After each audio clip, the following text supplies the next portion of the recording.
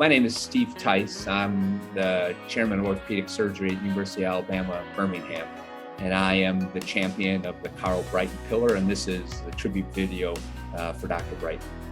I first met Dr. Brighton as a third-year medical student, which was in 1988.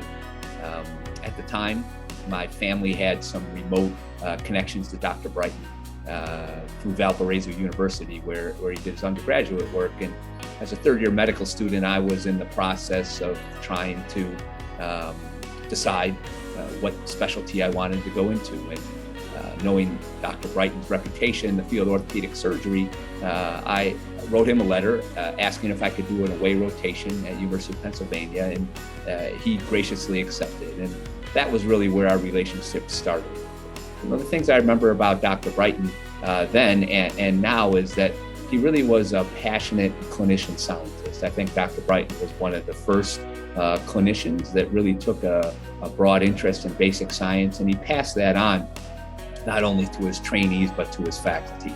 As a resident, we all spent 1 year in the McKay Laboratories, which was the kind of the multidisciplinary orthopedic lab that he built. And that was really where we got to learn about Dr. Brighton's passion for science and passion for translation of scientific discoveries to clinical medicine. As residents in the lab, we all were submitted to his rigorous scrutiny of our scientific protocols, and we learned what good science consisted of and how to do good science. And I think that really translated into the rest of my career in my reading the literature and doing my own research. He was really a stickler for the scientific method, and I think understanding that and now being able to understand that in my further career was really critical. As a resident, he took interest in me personally. I can still remember the basketball games that we would have annually at his house and in his driveway, and all the residents would practice and look forward to that. But he also, was a tremendous family man, and I think that had an impact on me. He routinely would gather his large family on an annual basis. All his children, all his grandchildren, all his great-great-grandchildren, and his family meant a great deal for him. And to see somebody who was so accomplished in the orthopedic profession, but yet maintain time for family and make his family a priority is something really that I strive for today.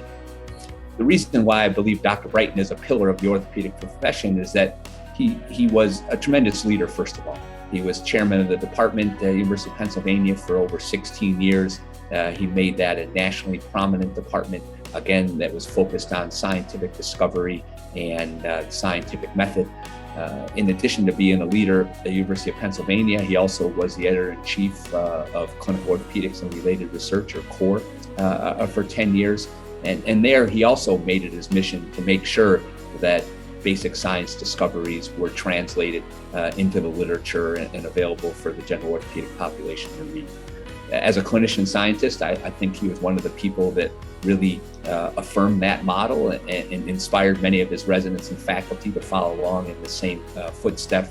And then finally, his love of faith and his love of family were something that's always been an inspiration to me. So those are the reasons why I consider Dr. Brighton to be a pillar of the orthopedic profession. I was really honored that I could champion this effort and rally the orthopedic community around this, and I'm thrilled to have him be named the orthopedic pillar by the AO.